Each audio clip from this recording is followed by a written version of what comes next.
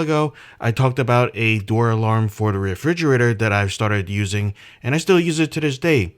As a matter of fact, the battery started to fail, and I'm about to show you what happens when the battery is low. The Fridggi unit is beeping 6 times in a row.